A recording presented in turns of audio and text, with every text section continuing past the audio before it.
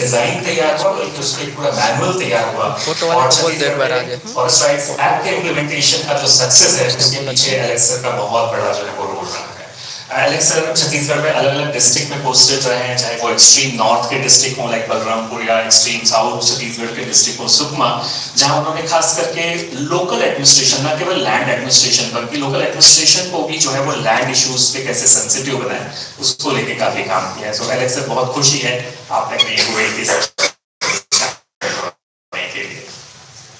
साथियों, मैं नमिता को इंट्रोड्यूस करना चाहूंगा। नमिता वही सेंटर फॉर पॉलिसी रिसर्च से है और वहाँ जो लैंड राइट्स इनिशिएटिव है उसकी फाउंडिंग डायरेक्टर है, सीनियर फेलो है सेंटर फॉर पॉलिसी रिसर्च में। नमिता को भी हम उसको काम के बारे में जानते हैं। नमिता ने 3 बहुत यूनिक काम किए हैं। पहला है 1000 लैंड लॉस का एक बहुत ही डीपर एनालिसिस, 8 स्टेट का ये वर्क था प्लस दिल्ली सेंट्रल लॉस के भी जो है वो लिए गए, और 1000 लैंड लॉस का एक एनालिटिकल व्यू जो है वो उन्होंने बताया। अपने आप में एक पायनियर रिसर्च है कि लैंड लॉस को नए पर्सपेक्टिव से कैसे देखा जा सकता है। उनका जो दूसरा जो काम जो है जो काफी रिवोल्यूशनरी वर्क था, 1000 से ज्यादा ऐसे हाई कोर्ट और सुप्रीम कोर्ट के जजमेंट्स जो लैंड एक्विजिशन को लेते थे, उसका एक एनालिटिकल नोट, एक एनालिटिकल रिसर्च उन्होंने बनाया और खास करके बताया कि यदि 2013 के लेजिस्लेशन को ज्यादा इफेक्टिव तरीके से इंप्लीमेंट करना है तो क्या किया जा सकता है। एक तीसरा काम जो उन्होंने किया है वो है 5th and 6th schedule area का एक बहुत ही इंटरेस्टिंग एनालिसिस, और वो एनालिसिस इसलिए इंपॉर्टेंट है क्योंकि हम सब जानते हैं कि वहाँ कॉन्स्टिट्यूशनल प्रोविजंस हैं, बहुत सारे लीगल रिफॉर्म्स हुए हैं, लेकिन उसके एग्जीक्यूशन में जो चैलेंजेस जो हाँ खास करके इंडिजिनस पीपल्स के पर्सपेक्टिव से, ट्राइबल्स के पर्सपेक्टिव से उसका एनालिसिस है। तो नमिता बहुत खुशी है कि आप इस सेशन में आए। And it's also my privilege to introduce Pranav. Pranav, last not the least, of course, everybody knows Pranav, and he's a man, really central to the ILDC work that has happened in the last 8-9 years. But more than that, Pranav is basically a researcher. He's a land governance specialist, somebody who works, of course, on the policy front, but I think data and technology and how that leads to land governance issues is something that Pranav is really, has worked on.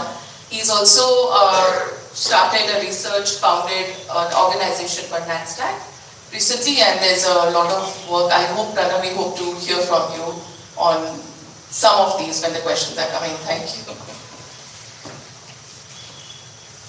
Yes, so Geeta ma'am, I just wanted to basically start with you, and if you can help us, the whole purpose of the session, for example, we said was a lot around hope, because the question of land, the struggle, long-term, outcomes, and what people really look for. I think it's important from your perspective, somebody who's been of course, first a lawyer and a jurist and everything. What do you think what's the hope really that you feel, that we can have from your perspective, what you've worked on land, that what can people learn from it, from your experience in that sense? First of all, let me share with you a story I said in the morning session, that afternoon session, that I'd like to tell you about 2 of the cases, which brings to the fore since I'm coming from the legal background, I'll explain to you what it is to enforce rights. We have recognized that land rights have to be recognized. They have to be correctly identified. The landowners have to be correctly identified, and we are all on the same page that the records need to be formalized and digitally maintained. Now thereafter, now I just want to tell you a story of something which came before me as back as in, I think 2006 or 2007, when I was sitting as a single judge in the jurisdiction of the Delhi High Court. I read the file in the night and I saw that the petition had been filed by somebody who said that he had been displaced from his shanty in the demolitions which took place during the emergency, 1975-76, from Turkman Gate. Turkman Gate is about 3.5 kilometers from the High Court. This man had been identified for allotment of property by the Municipal Corporation of Delhi post-emergency when the government tried to take restorative steps to correct the errors that they had made. His grievance in the writ petition was that he had not received the allotted property and he was seeking a direction from the court that the property be allotted to him. The lawyer for the MCD in the court, this was a short writ petition. He was, he probably couldn't afford a lawyer of some competence. So the lawyer was very incoherent on his side. The lawyer for the MCD kept saying that the writ petition must be dismissed because it was barred by delay and laches. Delay and laches is a concept which is peculiar to writ filing of seeking a remedy in writs, where you seek a relief after a peculiarly long delay after your right came into existence. So, I started asking the old man who was standing with folded hands. I used to find it very humiliating and demeaning that anybody has to stand in my courtroom with hands folded and bent over, in some sense of obedience. But there was this man standing in the aisle of the courtroom, head bowed low. So I started asking him, Baba, ye aapka case hai? So the man said, Hanji. So I said, क्या हुआ था? कहते ये corporation ने आके हमारी property, if I speak too long, please tell me. मेरी हमारी प्रॉपर्टी तोड़ दी थी. तो I said, वहाँ क्या करते थे? आप में रहता था. तो I said, आप क्या काम करते थे? कहते उसी जगह में मैं अपना फर्नीचर रिपेयर का शॉप करता था. Turkman Gate is in old Delhi. I said, कितनी बड़ी जगह थी? He said, 8 foot by 10 foot. वैसे परिवार में कितने लोग हैं आपके खानदान में? He said, me, my wife, 6 children. So I said, आप उधर कितने लोग उधर रहते थे? कहते हाँ रहते थे और काम भी वहीं से करते थे. क्या हुआ उसके बाद? तो जी हम सड़क पे पड़े थे, एक दिन गाड़ी चढ़ गई और हम होली फैमिली हॉस्पिटल में एडमिट हो गए. और कई साल हम रहे, हमारा हिप रिप्लेसमेंट हुआ. तो ऐसे बच्चों को पढ़ाया. ऐसे नो ऑफ कोर्स नॉट. कहाँ से पढ़ा सकता था? रोटी को पैसे नहीं थे, छत नहीं थी, पेड़ के नीचे पड़े हुए थे. The MCD lawyer, I kept telling him, I said, look at what you have done. You deprived him of his home, right to shelter, which is an essential concomitant of right to life under Article 21 of the Constitution of India. There is a host of judgments of the Supreme Court, Olga Tellis recognizing pavement dwellers in Mumbai, host of judgments where right to shelter has been recognized as a right to, part of the fundamental right to life. And I said, you also demolished his only place of business. So Article 19, which is also a fundamental right, has been violated. So I told the MCD lawyer that you cannot defend it. He said, MCD lawyer said he's coming after 30 years. So I told him, but you made the mistake and you recognized it. This slip you are admitting. You are saying that he is not entitled to the benefit under the slip because he has come court too late. So I wrote an order saying you cannot defeat fundamental rights by delay and laches. And I said once you have identified that he was entitled to an alternate plot, then it was your duty to look for him and ensure that you gave him possession of that. But what I want to tell you is that this particular case left its very few cases you remember. You do so much work in 20 years. But some cases leave a mark on your heart. And I can never forget, I still remember the face of that man who stood in my court. What I want to point out to you is that the High Court was only 3.5 kilometers from Turkman Gate. It took this man 30 years, ability to overcome your fear of institutions, ability to overcome your fear of institutions, ability to, overcome your ignorance of lawyers, fear of family, fear of society. These are all barriers to accessing what we call justice, approaching justice to seek enforcement. A lot of times you don't even realize you have a right. We have marginalized communities, whole people so badly that they don't even realize that they're being discriminated against or they're being unfairly, unequally, and they have a remedy available to them. So realization is the first thing.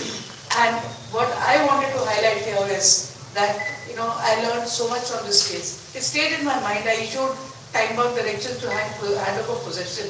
But I always worried that the corporation would have gone in appeal.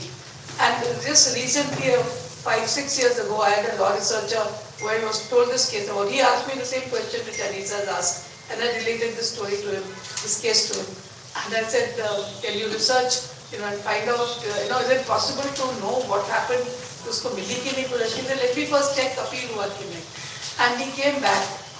The MCD appealed in a one-page order of 2 paras each with one sentence. My order was overturned on the ground that the writ was barred on delay and laches. And both the learned on the bench who passed the judgment became Chief Justice of India. So, but this is what I want to tell you, that this is the story, and this is Delhi. Delhi, where everything is within one city. So the kind of work that all of you are doing and the kind of people you are representing and working for is something that people like me, who are so empowered and so entitled, can't even visualize or imagine. Where the High Court will be filing a writ petition, you can't do it in a trial court. You have to go to the High Court, and the High Court will be hundreds and hundreds of miles from a tribal person in Himachal, tribal in Maharashtra, tribal in Northeast. So I wish you all great luck. But this is something I thought I must share with all of you. Thanks, ma'am. I mean, it's a really interesting story that how the judiciary also can take a position. So now I would like to switch to Alex sir. So, we know that Alex sir is an IS officer, but popularly Alex sir is known as an activist IS officer because the amount of work he did on ground, जितना उन्होंने जमीन पे काम किया है और जमीन में खास करके ब्यूरोक्रेसी को इन्फ्लुएंस करने का काम किया है, वो बहुत ही यूनिक है. और मैं फिर से एक बार फॉरेस्ट राइट्स एक्ट को ही रेफरेंस देना चाहता हूँ, जो मैम आपने बात कही कि पूरा फॉर्मलाइजेशन ऑफ लैंड रिकॉर्ड्स, उसका बहुत खास काम जो है वो एलेक्स सर के साथ हम लोगों ने मिलकर किया था. एक चीज मैं जरूर कहना चाहूंगा कि शायद वो छत्तीसगढ़ के एकमात्र IAS ऑफिसर है जिनके ऑफिस जो है वो 2-2:30 बजे रात तक जो है वो काम करते थे और हम लोग वहाँ बैठते थे. तो एलेक्स सर, मैं जानना चाहूंगा कि आपके लाइफ में भी काफी सारे प्राउड मोमेंट आए हों, लेकिन ऐसा कोई प्राउड मोमेंट जिसको आप यहाँ हम सबके साथ शेयर करना चाहते हैं, जो आपकी पर्सनल जर्नी और आपके कैरियर की भी जर्नी से जुड़ा हो. Thank you, Mr. I think there are too many, words of eulogy which I am unable to take. इतना मैंने काम किया कि नहीं किया, so I take it with a bucket of salt. So this is a small story basically. Like I joined the service in 2006 when I was 26 years old. Young boy, academically strong, who wanted to learn everything deeply, to change the world in 6 months. The angry young man who was in civil services kind basically. In 2008, the Forest Rights Act was launched actually, officially it was. So I was named as GM. They were prepared for elections at that point in time. I was in a subdivision called Dongared. Again, a tribal subdivision in a district called Rajnandgaon. Some training happened, some officials came and spoke about some Vanadhikar Patta. And I asked कि तहसीलदार को पूछा कि भाई क्या पट्टा, बोले sir वो जैसे पट्टा देता है इनको भी पट्टा देना आदिवासियों को. बोला अच्छा ठीक है. Couldn't read a thing and understand a thing when the act and the rules were actually told us basically. Then from there I couldn't do anything much because election time, and then I moved out. And then I went to a place called Bijapur, where again nothing moved because the priorities were entirely different. Development was a priority. Building one road was a priority. Building an IED-free road was the priority. So then from there I moved on to multiple places, and then somehow I landed up in Sukma in 2011 in December. So somehow in my mind I always had this thought, Naxalism in these areas is surviving because administration is not taking a proactive approach on the rights. We keep on speaking about development, what about rights? Their clarion call is only Jal Jangal Jameen, and if Jal Jangal Jameen is a clarion call, are we able to address that or not? So what is the modality to do that? The first thing I did, and if you, for your knowledge, Sukma is like, it's basically their country basically, and we were like in a small fortress inside the place, safeguarding ourselves, trying to do something in the area. So I was too aggressive at that point of time, and then we went out and did roughly around 1400 plus Vanadhikar Patta, individual Patta. So the entire population of Sukma district is only let's say 2.5 lakhs, 45,000 families. So out of the 1,400 Pattas issued, means we had touched around 1,400 families. And we were like going in bikes saying, Naxali, अगर ईमानदार है तो नक्सली हम उन्हीं के काम कर रहे हैं, जो मांग रहे हैं उसी को दे रहे हैं. and never understood that if the face of the government becomes a kind one, then it is like basically removing the ground from below for the Naxals also. So I was kidnapped, I was there for 13 days on deputation with them, then I came back alive luckily. And then, so couldn't complete the job which I actually took up. So that was like a, like a thorn in my heart forever that I started something, but even that was pretty rebellious. I remember one very fond conversation with one of the Naxal commanders when we were sitting and talking. I mean, of course, what else to do with them when you were with them. So I asked, they gave me literature like Vanguard and all, which was available in public domain, which I had read during my college days as a serious leftist. So I said, "Pehle padha hua, revision ho raha hai, bahut dobara pad lete hain." So then it spoke about around 30,000 acres of land redistributed because of the Naxal movement in Bastar. Bastar does not have zamindari system as such, very cruel one as you see in the Andhra Pradesh side basically. So I told him, "Comrade, आप लोगों ने 30 साल की दंडकारण्य की ये लड़ाई में 30,000 एकड़ आप बांट पाए हो। मैं बोला यार मैं छोटा सा कलेक्टर अभी आया 14,000 एकड़ जमीन मैंने बांट दिया। बोले कौन सी लड़ाई सही है, संवैधानिक कि ये आपकी जो है संवैधानिक बंदूक वाली? That was the conversation I had with him basically. So he had no answers basically. So then I came back and then I was in multiple places and election. There's a 2014-15 I landed in another district. This district was called Balrampur. Again, completely Naxal affected and tribal district. So there there were so many cases that used to come to us in terms of complaints about the FRA Patta issue. So I said, no, I missed this bus. I should now act. So sat down to basically review the process completely. Though there was no provision of review at that point of time. We said, no, we will do it voluntarily. So I moved to review. We took it up on our own. And then we went on to issue roughly around 6,700 individual rights patta at that point of time. I very merrily signed 12,000 signatures, in 2 copies. That is the rule. You can't sign it digitally. You have to sign personally. The collector has to sign on his own. So I put a peon who would just standing and just keeping the paper, and I was just signing even in my sleep merrily, very happily saying that okay, I have corrected an injustice. I've done something, to dent in the Forest Rights Act. Then I landed up in Department of Tribal as director, and there was a seminar and a conference where we had Ekta Parishad people, a lot of activists coming. I heard B. Rajgopalji speak, everybody speak. I was terribly ashamed. I said, what have I done? I haven't even understood this act properly. I was so embarrassed. Then I went and I kind of in a very apologetic mode, I met everybody, I shook hands and I said, hey, I am now here.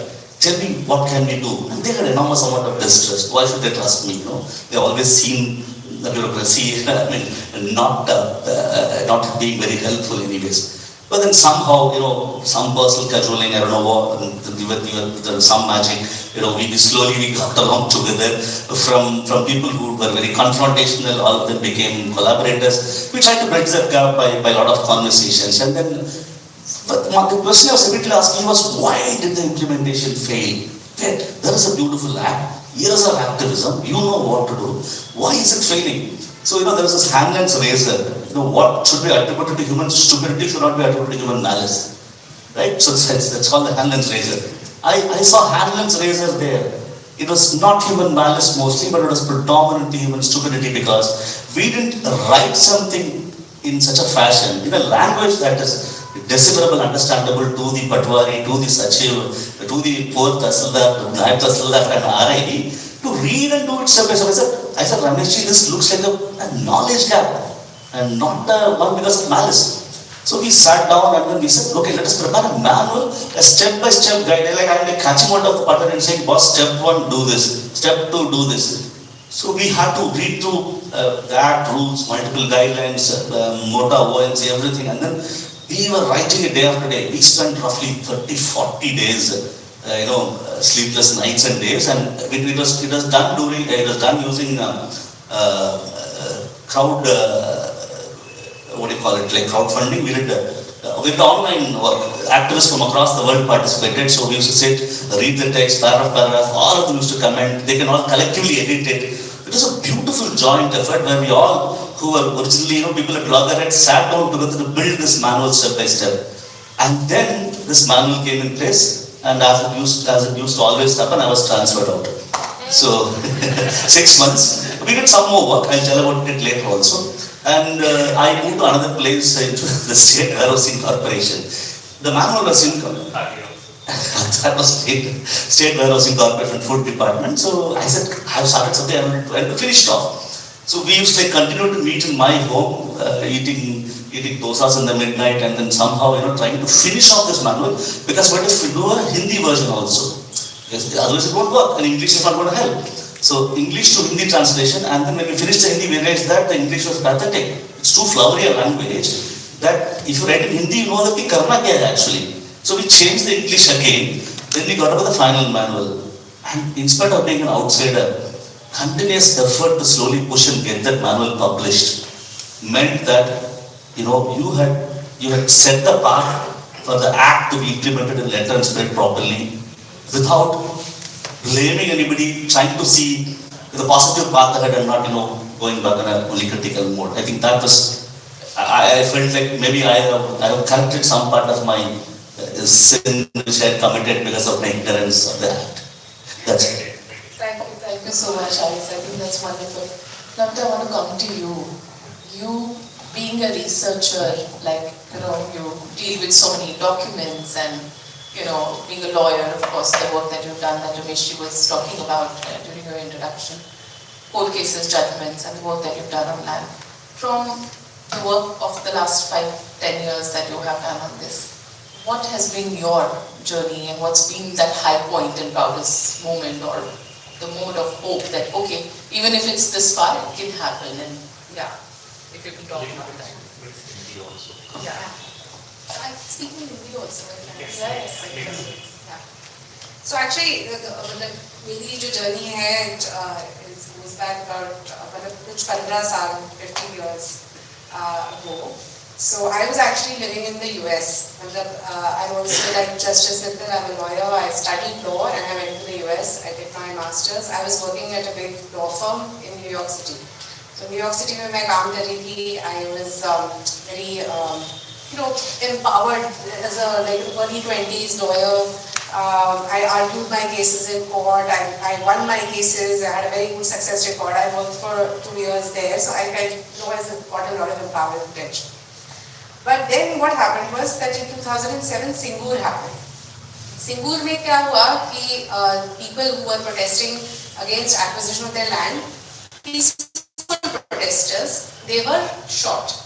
And it was a shock to me. It was such a big shock to me that coming from a democracy like India, I was in New York City, this can happen for people who are peacefully protesting for their land. So I was supposed to go back to Harvard to do my PhD. I went back in 2008 and then I basically changed my topic of research to land rights and property rights. And I'm very happy actually that we are having this conversation in Gujarat and Ahmedabad, because Singur was the motivating factor, but the first journey I made in the land rights space was actually in Gujarat. In 2009, I came and worked with I was doing my PhD. I came for a summer. I worked with the fisherfolk community with Fishmark, Fisheries Management Resource Center in Kutch. So that's where I was probably as old as you were, at that point in time, and it was a huge shock. मुझे बहुत बड़ा झटका लगा when I realized कि US में तो जो cases present किए वो जीत गए, और यहाँ पर जब पहुँचे तो देखा कि जिस land के environment clearance के against हम petition prepare करने की कोशिश में है, documentation करने में, वो already वो पूरा जंगल कट चुका है Kutch area में. So it was a huge shock to the system actually. And then to understand कि जिस तरह से public hearings were being doctored and यहाँ तक कि geospatial mapping की और technology की बहुत बात होती है, लेकिन वो जो location था project का report में कुछ है जिसपे sanction हो गया, फिर actual project कहीं और बन रहा है. So this was a reality of India and मुझे बहुत बड़ा झटका लगा इससे So that's when I also realized कि एक case को लड़ना बहुत मुश्किल है, and I wanted to scale up the work. So the entire body of work that I have done, जो आपने तीनों research mention किए हैं, it has been to visualize injustice. और visualize करने के लिए, we have to raise the scale of the issue from individual stories to a countrywide or something. So that's what did my PhD, and then I set up the land rights initiative and the first research हमने किया था वो land acquisition पे ही किया था because land acquisition पे नया law आया था. But just as I set up land rights initiative, they were trying to amend the law and change it, and they were saying कि ये unworkable है. तो हमने कहा unworkable है, इसका evidence क्या है? As a lawyer, I'm trained to think about evidence. So they said कि it will make everything unsustainable. मैंने कहा data कहाँ है? Government के पास कोई data नहीं था. Fortunately, courts have data because court में इंसान को अपना वो explain करना ही पड़ता है. आपके बोलने से नहीं चल जाता कि government ने बोल दिया तो हो गया. So what I did was I said, okay, let us try to understand what is the reason why people were going to court, and that's how I built the land acquisition data set, which was the first research we did. The second story I just want to mention is that when I was doing my PhD, there was a conference at Yale on land, and I was invited to that. And there I met a lot of people working in the land space. I also met Ravi Raghupragada. And it was a split-second decision. I was supposed to take the train back from Connecticut to Boston. We had a train ticket after the conference. But he said his cousin was there also going and he was going to drive back. He said, why don't you come with us? So I had the train ticket and I just made a decision, okay, I'll go with him. So वो 4 घंटे की journey में he told me about his work in scheduled areas, the Samta case, which you may be familiar with, but essentially it was this case where Samta's organization took the issue of mining in scheduled area where mining leases could not be given under land transfer prohibition law to companies, mining companies, to non-scheduled tribe people. They took this case and they won in the Supreme Court in 1997. And what I realized was that I went to the best law school in the country, National Law School, Bangalore, where पढ़ी हूँ मैं. हम लोग ने कभी scheduled areas के बारे में सुना तक नहीं था. We were never taught. So in those 4 hours, he told me the journey, how, they fought this case and everything. And so the first project I started, although land acquisition study came out first, because scheduled areas was much more work, was the fact that I was like, I need to study this that I have not even learned about, that they even exist. I don't know 5th and 6th schedule. As a law student graduate and I was doing my PhD, I never even heard about this. So when I came back, I set up land rights initiative, came back to India after my PhD. And the other thing that I noticed that Mr. Bhuria, he had come for a workshop in Bhuria to our Center for Policy Research. And what I realized was another thing was कि 5th schedule की अलग बात हो रही है and 6th schedule की अलग बात हो रही है. So the first thing that we did was we organized a conference where we brought 5th and 6th schedule area people together, and then there was this realization कि issues तो same ही है. Maybe the people who are grabbing the land is different in different areas. So that's how for the first time we created this research report on land rights in 5th and 6th schedule areas. Which again, the story of hope is the fact that, once we were making a preliminary presentation of that at ILDC only, I think, when we were part of the formation of ILDC in the organizing this thing, and somehow the email came because I'm a part of the Harvard alumni group to Mr. Raghav Chandra, who was Secretary at National Commission for Scheduled Tribes. And he had 6 months left, उनके पास 6 महीने बचे थे अपने tenure में. उन्होंने वो research पढ़ा और उन्होंने कहा कि कुछ करते हैं. तो हमने फिर दिल्ली में कॉन्फ्रेंस ऑर्गेनाइज किया कि उसमें हमने अपना रिसर्च पूरा जो लॉन्च हुआ था उसमें भी वो आए. उसके बाद many people in this room, they were part of that, and our recommendations were adopted by the National Commission. They were placed before in the annual report. तो ये 5 years का जो हमारा work था, it got adopted by National Commission. It was placed before Parliament. So these were, the stories of inspiration and visualizing the injustice and bringing it to the table was what I would say. Yeah.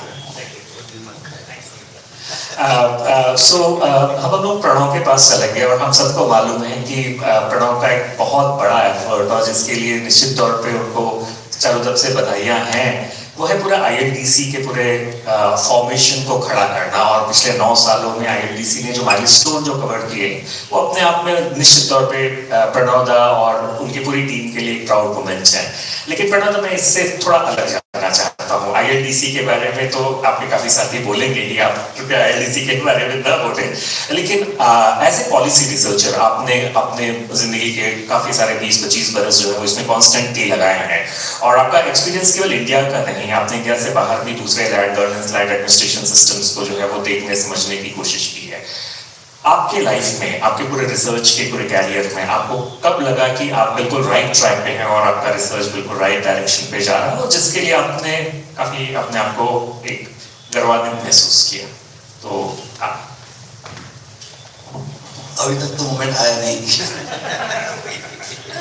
can take absolute proud. But मैं बताऊँ एक चीज़, turning point कहाँ था? I was never a land right researcher.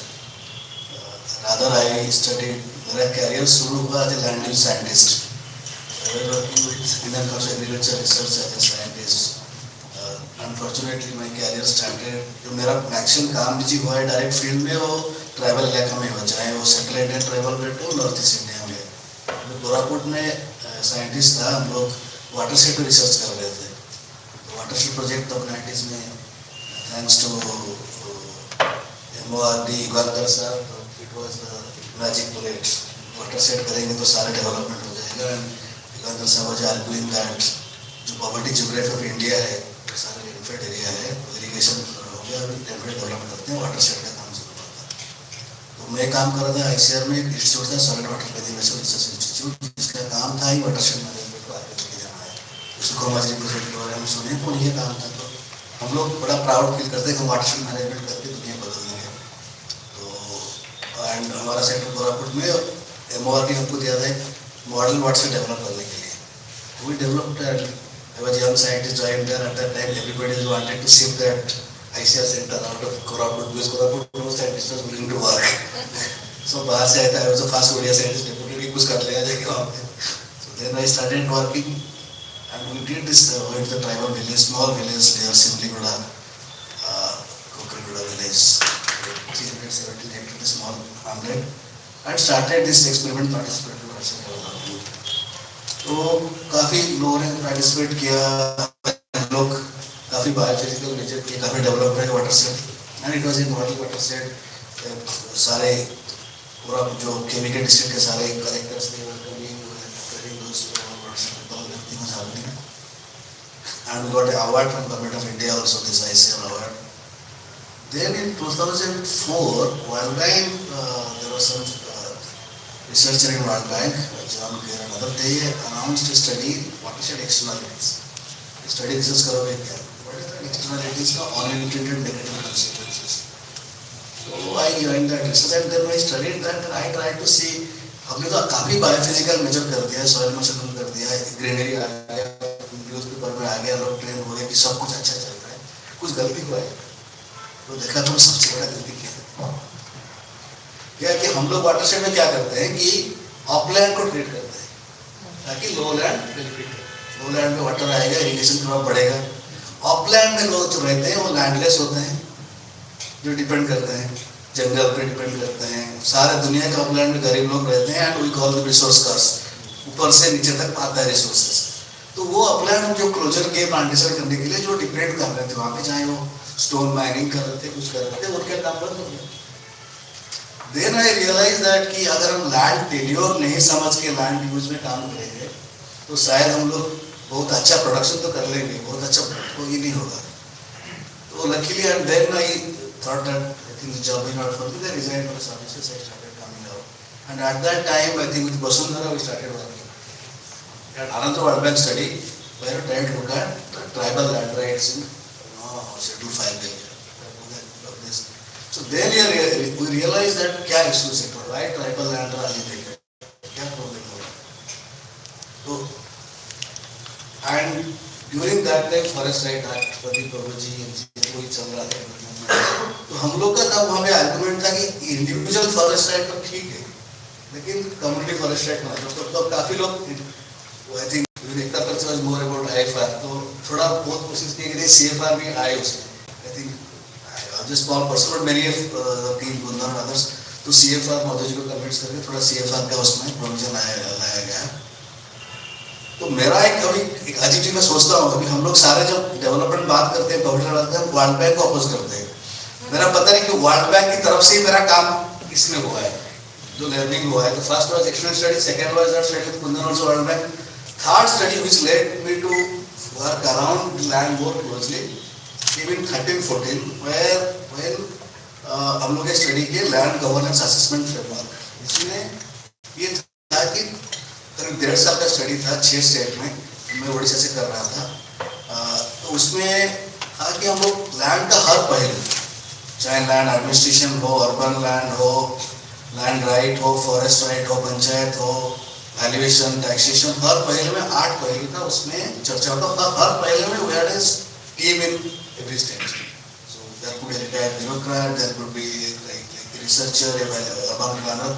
तो उन सब के साथ काम करने के बाद हम लोग जो over 1.5 years we met each other. Lot of Haksha was the national coordinator of Trust Again, and I also got known close to that time. Then we realized land is such an important subject, लेकिन कोई नहीं काम कर रहा है। अगर जो कर रहा है भी, Ekta Parishad was doing it, like Ekta Parishad. There are some movements and some NGOs, but no academic teaching is happening, no long-term research is happening. So around that time we thought we would start this work. तब से journey शुरू हुआ है। Even the land conference, I would say again, it was inspired by World Bank land conference. When you went and saw there, so World Bank is a demon, is a devil, but I think somehow World Bank has inspired a lot of things to work against World Bank. And I think tomorrow Klaus is also there, will be speaking, Klaus Derringer, who was the person who was involved in LGAP, was involved in World Bank land conference. So I think, so that is how one idea is that let us have it. Somebody was telling me today in the plenary, Adani topic came out, Adani and Dharavi. Yes, it is a space to discuss. We can always disagree, we can always challenge, but let us discuss, listen and see that how we can now bring out a more inclusive, better solution. Thanks, Pranav. So next round में हम लोग थोड़ा सा ज़्यादा focus करना चाहेंगे कि because Alex sir, I would like to start from you. And being a bureaucrat, you saw a lot of challenges within the system. And being a bureaucrat, you have also a responsibility to resolve all those challenges and to find the pathways for the future. So, आप क्या देखते हैं किस तरह का पूरे land governance में किस तरह के मेजर चैलेंजेस हैं या आने वाले हैं या आ रहे हैं और एज ए ब्यूरोक्रेट आप उसके किस तरह का सॉल्यूशन देखते हैं किस तरह का पाथवेज देखते हैं तो मैं दोनों जानना चाहता हूँ. Maybe I will try and speak about two aspects, take a little extra time and finish off quickly. When it came to FRA, I mean, again, I'm very against the usage of the word FRA. I tell them don't use the word FRA. The act is Recognition of Forest Rights Act. It is ROFRA. Call it ROFRA. Once it goes into your mind, you know it's recognition. कोई नया you are not vested in a new right. Existing right को तुम recognize कर रहे हो कोई नया किसी को कुछ दाम नहीं दे रहे हो. मतलब तो ये दिमाग में बिठाना start calling it as ROFRA. The words create all the flutter, right? So I'm very against using the word FRA itself for that matter. So I call it ROFRA. So you know, so when we found out the gap is the knowledge, we try to institutionalize it, saying that let's build a manual, a step-by-step manual, and get it state recognized, get it approved by MOTA also, so that becomes the Bible, Gita, Quran for further implementation. So basically, what I see is that unless you institutionalize documents, processes, and which can actually handle everybody involved in the process, we can't really expect results. That's one very key learning, you know, which we got from what we did in the FRA.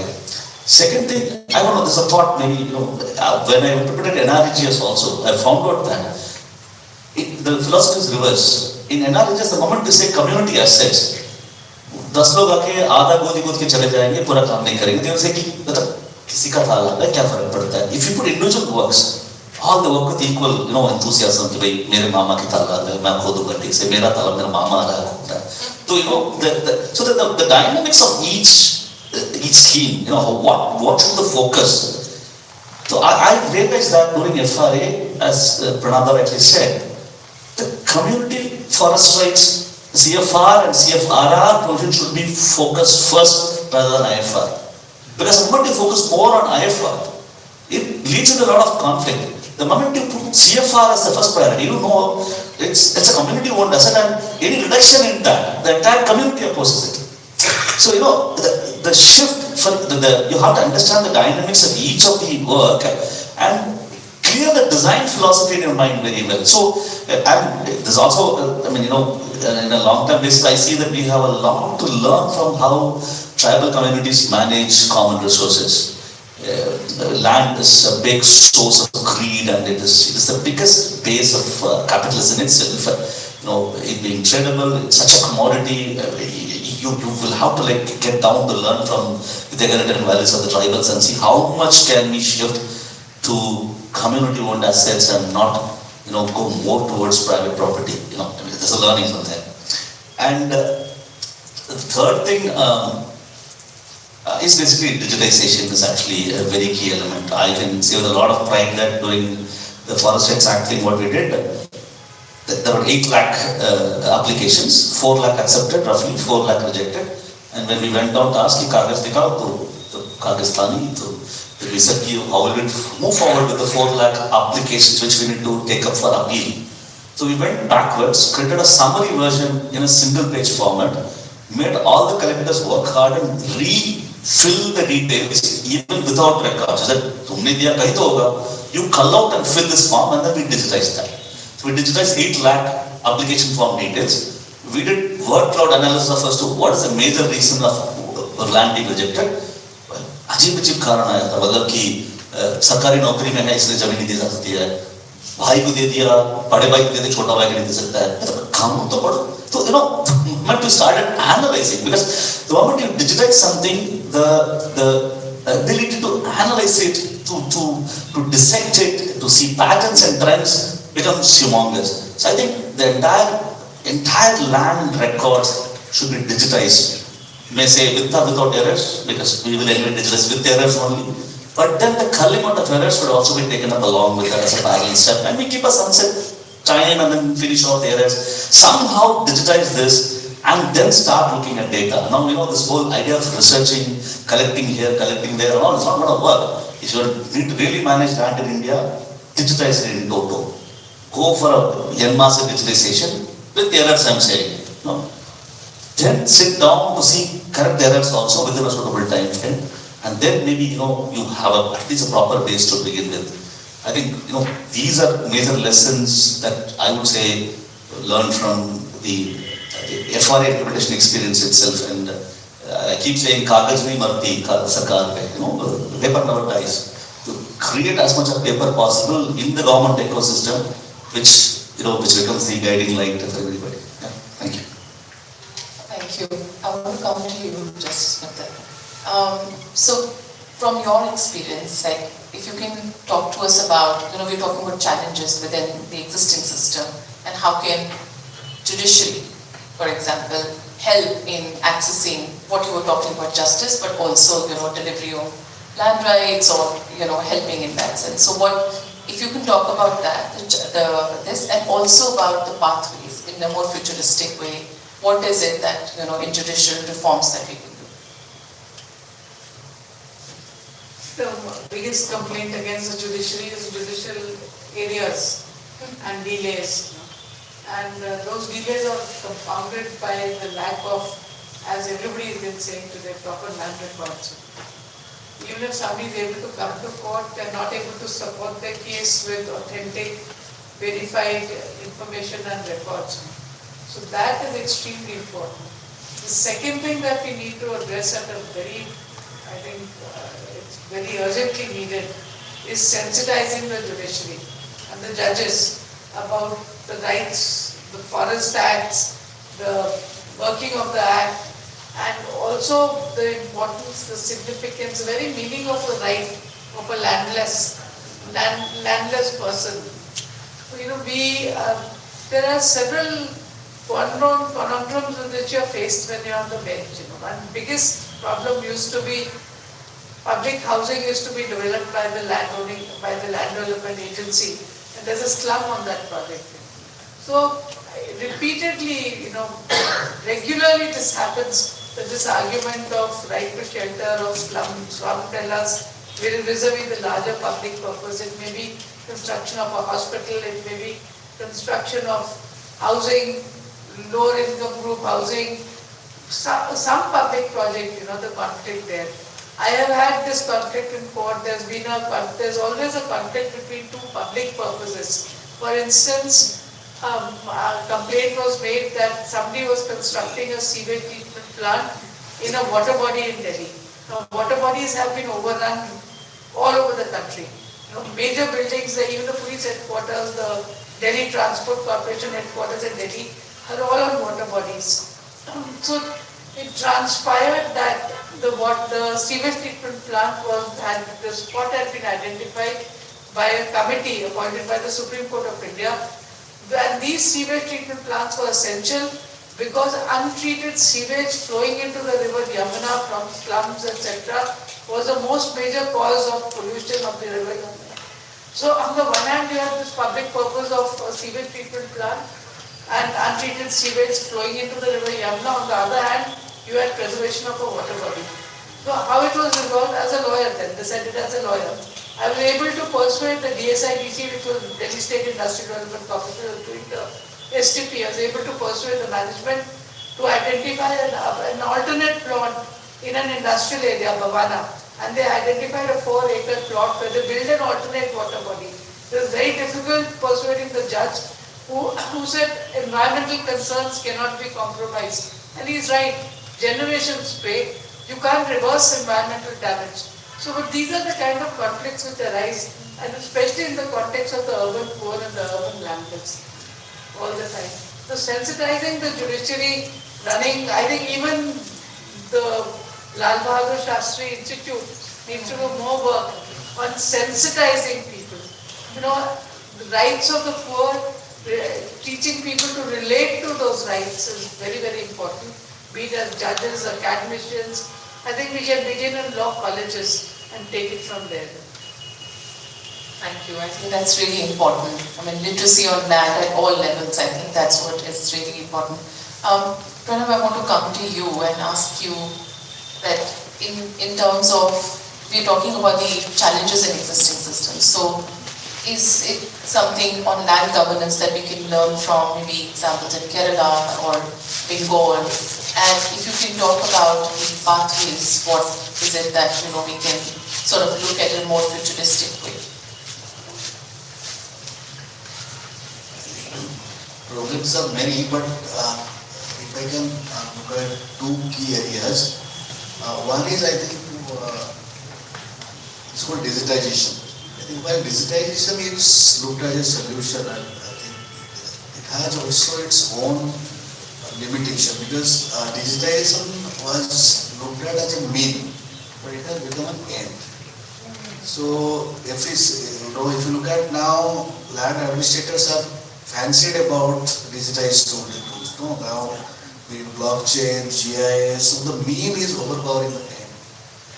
Digitization, as I was telling about, it is more about providing an overarching solution. So it all came from that, the land records are not well maintained, right? Even court cases are there, so can you have better access to land records and everything. But what has happened even yesterday, as Sudhanshu was talking about that, it has also created a separate application, and accountability has been simulated. So the whole challenge is now how to merge these two reforms. The reforms which was the socialist reform from 60s, which are talking about tenancies, talking about women, then talking about the Dalits and tribals. So how this reform, which is looking at social inclusion, and this reform is talking about efficiency and transparency, how this we can merge.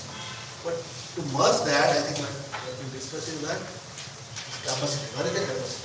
Because if you look at land department, it is unlike any other countries in India, land is purely government. And as I told in many of the programs, it is too difficult. Just like Churchill told that war is too important thing left to the generals. So land is also too important thing left to the administration government.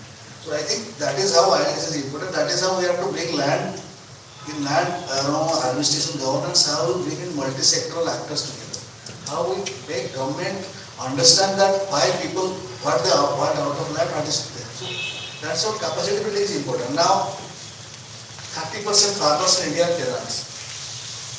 60% farmers are women. Agriculture university doesn't teach land tenure. Forest universities don't talk about forest rights. So I think that is something important, like how we engage with academia, how we engage. So the challenge is huge. Like we need a transformation. IDC is a small shape maybe. We are also trying to work with universities, many universities in India and outside, how to bring in that, how land is embedded into the measure. Can you, I think forest right has come in both the 5th class social science book as a Jungle Adhikar के बारे में कुछ So can we also bring in this kind of, why can everybody read a bank passbook and know mutual fund investment, but none of them can read a land record? अब बताइए कितने लोग आप में से बैठे हैं जो अपना लैंड रिकॉर्ड पढ़ सकते हैं और 7 बार इंटरप्रेट कर सकते हैं, बताइए. Thank you madam. So Namita, आपने काफी सारे पॉलिसी रिसर्च किए हैं. आपने जब पूरे लैंड लॉज का एनालिसिस किया तो काफी सारे इंटरेस्टिंग ओवरसाइट्स आपको जो है वो मिले होंगे. आपको क्या लगता है कि एग्जिस्टिंग लैंड गवर्नेंस के सिस्टम में कहाँ चैलेंज है, और आपने इतने सारे जो एनालिसिस किए उसका निचोड़ क्या है? किस तरह के रिफॉर्म्स हमको फ्यूचर में जो है वो इंडिया में देखने चाहिए? So, you know, the सबसे बड़ा प्रॉब्लम जो मुझे समझ आया था जब मैं यहाँ आई थी कि नॉलेज गैप है. You know, because the whole point of the land acquisition database of 1000 judgments was because the government has no data कि how much land has been acquired for acquisition, how much notified land, how much time does it take for the acquisition process to be completed, how are the provisions of the Land Acquisition Act of 1894, which was the applicable law for 120 years, how is that? So there was no data available in any centralized ministry website or state website and so on, because land is a state subject. So the first was the knowledge gap. Similarly, when I said कि scheduled areas का पता ही नहीं था, तो हमने देखा कि Ministry of Tribal Affairs website पे scheduled areas का मैप ही नहीं है. तो हमने वो मैप क्रिएट किया scheduled areas report पे. तो मैं आपको बता सकती हूँ कि 13% of India's geographical area falls in scheduled area, 5th and 6th schedule. You know, so it is not so difficult. We did it, just 2 researchers, we did it, and we created these maps. Once the map was ready, then we could map the dams, the mining projects, the development projects, and show that all of these are mostly located in the scheduled areas. That is why displacement is happening. So first is there is this big knowledge gap, and even government doesn't know. So the third project, the Mapping Indian Land Laws project, was precisely this. There was no available, information on how many land laws we have. I thought we have 1,000 land laws. Now, after doing the 1,000 land laws project, I think we have 3,000 land laws, because I have only done for 8 states and center, and all central laws. And again, when I was going, so for the 8 states we covered, Assam was one of the states, so I went and met the bureaucrats there. They gave us a list of like 10 laws. Actually, there were at least 80 laws in Assam, which we found after talking to academics and researchers and activists and so on. So government only knows the laws that it wants to apply, but there are many laws. Upar se there are colonial laws and post-colonial laws. In our website currently there are 150 colonial laws that are active and 350 post-colonial laws. पर ऐसा भी नहीं है कि सारे colonial laws खराब हैं. Stodder Act, Tenancy Act, Santhal Parganas Tenancy Act are colonial laws, but there are many colonial laws that were very bad, like many of the forest laws, land acquisition laws. We need a deeper understanding of what we need to do. The second thing I would say is that there is a power imbalance, and that power imbalance between the people who need the land rights versus those who are conducting development projects and so on. One is ways to address it through knowledge. The second is through rights and through sensitization. So first creating the rights, recognizing existing rights which were derailed by the colonial state, and then also making them applicable. The third thing is the sensitization. Now in India, land surveys are so outdated. And the problem is that because the state has been so oppressive, both the colonial state and post-colonial state, there is so much mistrust. There is a complete knowledge gap, power imbalance and mistrust. Because the state, people feel that if the state is coming to survey, so in Bihar, which is one of the states which is on the website also, not all parts of Bihar have been surveyed since 1960s. But when the state goes to survey, people are suspicious because every time the state comes in, they see the state as an enemy, not as their friend. And that is the last thing I would say. 10 years back, when 11 years now, Land Rights Initiative is 11 years, when I started this work, these were the challenges. Today there is a bigger challenge because the world has changed very dramatically in the last 11 years. We have the challenge of financialization of land in a way that was never there before. The inflow of global capital, in the laws that were changed post-liberalization, when real estate was made open to foreign investment. So we have all of the world's, everyone wants to invest in India. Because the one thing that I find fascinating is that everybody's stock market keeps growing whether or not people's incomes are growing, because the money is not necessarily coming from the people who live here and the land that is being created. So we have this very strange situation in India, where basically in Chhattisgarh you have that whole Naya Raipur where there are buildings but there are not people. Ghost cities are being created just to invest the capital, In Delhi, it is unaffordable for the people of Delhi. I live in Delhi. I'm trying to buy a house for myself. It's unaffordable. But there are many NRI investors who are investing and get this thing, parking their capital. So we have created a class of feudal landlords in the urban spaces now, after grabbing land from the rural spaces. And the real land governance challenge is to put all of these things together. That why is the Aravali being cut? What is the linkage between the mafia and the government? What is the the investment climate and the I keep getting calls from people who want me to invest in real estate, and yet people's land they grab. And finally the climate issue that comes in, because you have cut down the urban forest. This thing, Delhi is caught in a pollution trap, and all cities are having severe pollution is because we are simply not respecting the environment in this quest for land grab and making money for capitalists. So this is a big challenge, and the scale of this challenge has intensified in last 10 years, I would say. Thank you. Yeah, so can we just open for maybe few questions to our panelists? और अच्छा होगा कि यदि आप जिनसे पूछना चाहते हैं तो लोगों से पूछें जनरल क्वेश्चन के बजाय, एक इम्पोर्टेंट क्वेश्चन होगा तो बहुत अच्छा होगा। आप शिप्रा के पास ले जाइए, फिर अशोक जी के पास आइए, पहले पीछे मैम के पास। My question is for Mr. Geeta Mittal. Ma'am, you shared instances from your career. I would really love to hear if there has been a case ever that presented an emotional dilemma or that stayed you emotionally regarding land rights of women, and if that shaped your thinking in any way. So can we just take Ashok ji? Ashok.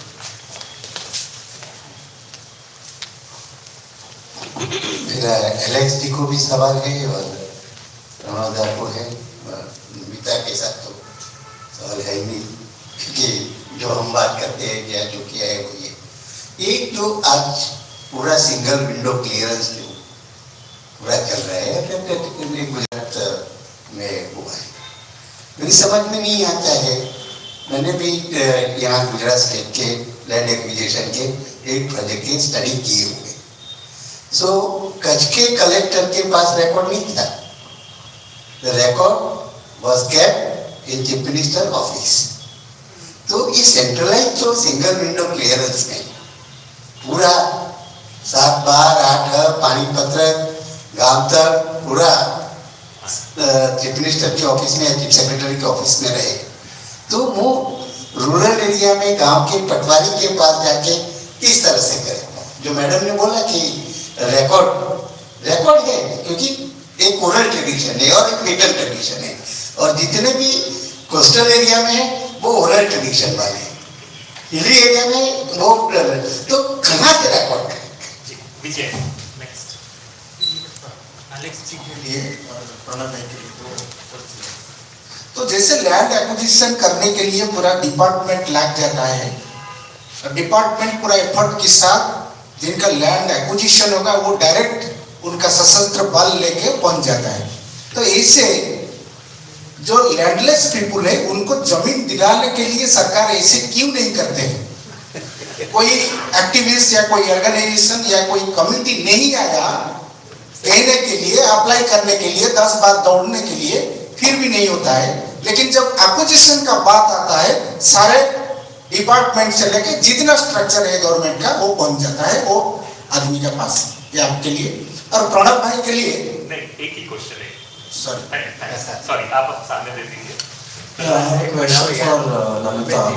So you spoke of trust being a hindrance to land surveys, right?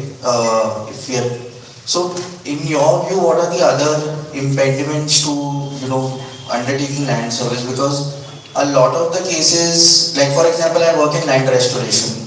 So a lot of the work that we've, let's say we've restored a land, we've planted, and then that years of effort has just gone undone because कोई और नया वहाँ पे they stake their claim and they just undo plantations, because हमारे पास भी land records updated नहीं है, the cadastral maps that we use they are outdated. So land surveys का, is it feasible to take land surveys like afresh? Is there political will or administrative will to do that? What are your views on that? Would like to know. So, Shipra, your question was land rights and women. In the urban space, biggest issue is basic issues of domestic violence. The biggest fear that a woman faces or is confronted with is the idea of dispossession and where will she go with her children.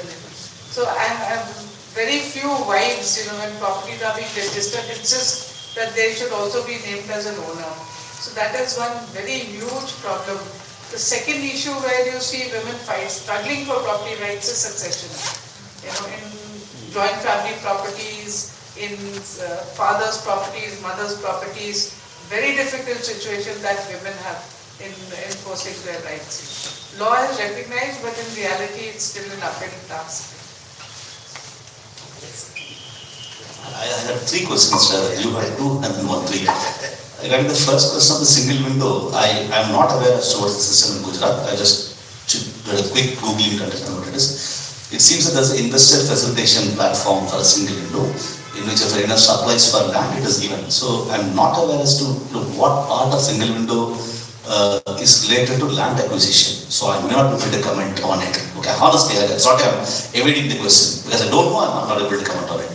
And your second question was on documents not being available locally, accessibility of documents itself.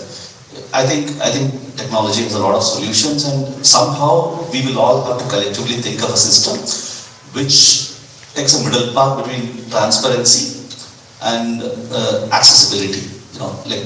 We need to have these documents digitized, available online, with respect to privacy, whatever we need to hidden, but we need to find that middle path basically. And you're so right in saying that the records, in a very readable format, as Pranada said, should be simplified, readable, not colonial English or Urdu or like Chola period Tamil. So these are all not workable. We will have to simplify the records, digitize them, and make it available and accessible. I'm on that side. I'm sitting with you. I'm not sitting. Yeah. And the third question was basically on जमीन लेने के लिए पहुंच जाते हो, देने के लिए क्यों नहीं पहुंचते हो? To simplify it, basically. I don't know. I mean, see, many times these are infrastructure projects which becomes top priority, and that is where government puts its full force where it get done. As to why the same force is not applied when it comes to giving away of lands, for instance, like in Tamil Nadu's case, I say Panchami land reclamation. Government does not act with the same vigor. And in India, I feel the fundamental factor is caste. It's my perception. I may be wrong, but that's a perception I have that our entire governance is very casteist. It's stacked against the lower caste who are also the lower class in India. I think caste plays a major role as to why the governments always remain inaccessible to the lesser caste or the lesser class models. So I think we'll have to evolve and change, all of us slowly. We are a part of you, so we will change as and when you also change. All of us will change collectively. Yeah, that's the hope.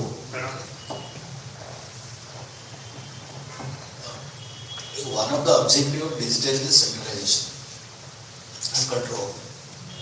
But the centralization for whom? Power, control. इसके पास देखिए digitisation अभी ये भी हो रहा है. Digitization is a two way source. Digitization में हम आपको एक्सेस, लेकिन हमारा डिजिटल डिवाइड काफी ज्यादा है. अभी हम लोग स्टडी किए थे DLRP का इम्पैक्ट क्या हो रहा है महाराष्ट्र और उड़ीसा में. बहुत जगह में लोग डिजिटाइज है, लेकिन लोगों के पास everybody using mobile phone, but mobile phone में एक्सेस नहीं कर नहीं पाते. एक चीज है कि जैसे होता है फॉरेस्ट राइट एक्ट रोकना में इतना इफोर्ट नहीं हुआ कि लोगों के पास ले जाने के लिए, समझाने के लिए. तो अभी हमारा जमीन के बारे में लोगों को बहुत चीजें जानना चाहिए, वो नहीं. That is so there is a clear cut information assignment divide. So digitization will lead to more centralization, more commodification, more demetrics of land. वो चल रहा है. तो उसको कैसे हम एड्रेस करेंगे? We have to see how to empower panchayat, how to decentralize. Just to respond to two questions. See, state is a welfare state. State, Odisha government analyze किया था around early 2000. Odisha government was excelling in forest right act. Odisha government was excelling in Vasundhara. At the same time, Odisha government was excelling in developing a format for industrial land. कि आपका जो कहीं भी जमीन लेना दे, तो state का dilemma है। तो अभी वो स्टेट क्या रोल लेती है और हम उसे स्टेट को कैसे मजबूत, स्टेट का दोनों काम है, स्टेट का काम इकोनॉमिक ग्रोथ दिखाएगा, बट कभी कभी स्टेट ज्यादा चला जाएगा वहाँ पे, we have to make the state no.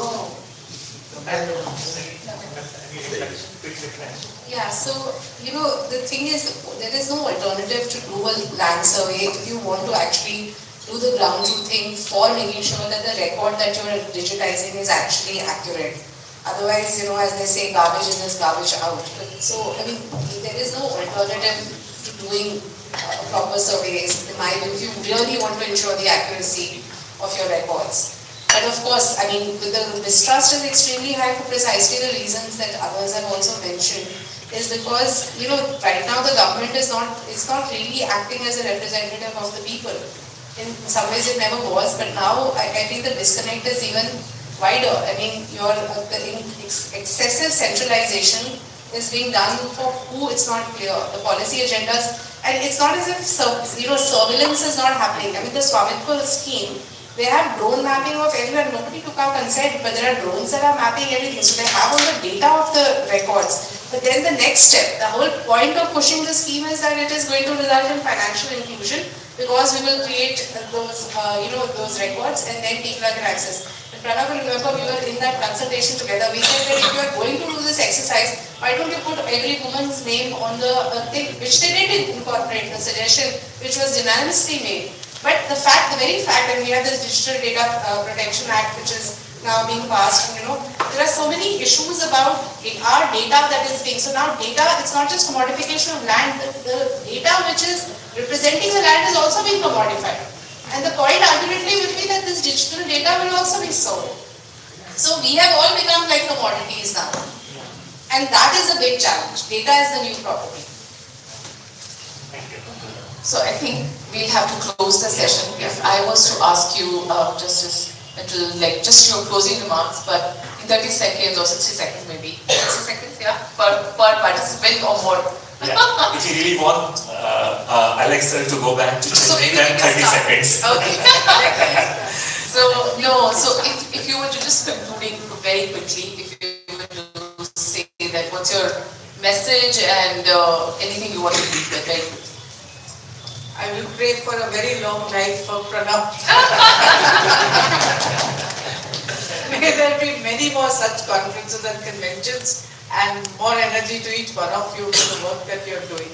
And let's hope that we see better digitalization, lesser commodification, better sensitized judiciary, sensitized administration, and which responds very quickly and urgently to the needs of the landless. I would pray for Namita also, for a long life. Yeah, because the kind of research you guys are doing is really, very important for us, in terms of governance. I have a small appeal to make. This is also an observation because I am now part of the Ministry of Commerce and Industry. I oversee special economic zones. Special economic zones are all seen as land grabbers, basically. Okay, it land grabs nothing. So I speak about one case study of my own central one day CZ called Nevada Export Processing Zone. Now the land value it was acquired as peanuts. Even today I am paying the land acquisition after 30 years. It's still not over. It's such a pain. So now the land cost guideline price is 10,000 crores, 260 acres of land. And what is happening is a phenomenon across the cities of India, like in Koramangala and Bangalore. The moment you get peripheral infrastructure, the land becomes costly. Commodified, so you can't have factories anymore for pollution concerns. You want to just throw them out. So, like in the case of Chennai, if you see street promoter or peripheral, a lot of, and what happens? The moment you give the existing place, you grab a bigger parcel of land, and then the land grab keeps continuing.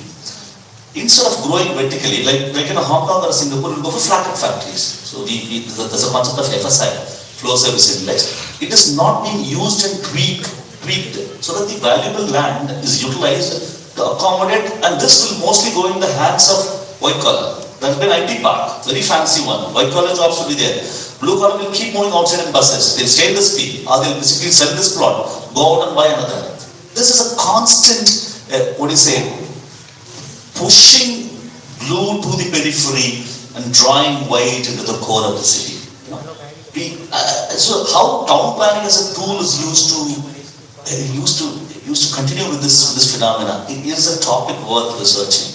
We will have to, because we are going to get increasingly urbanized. So how is town planning operated for defrauding communities is a very important area to be looked into and studied.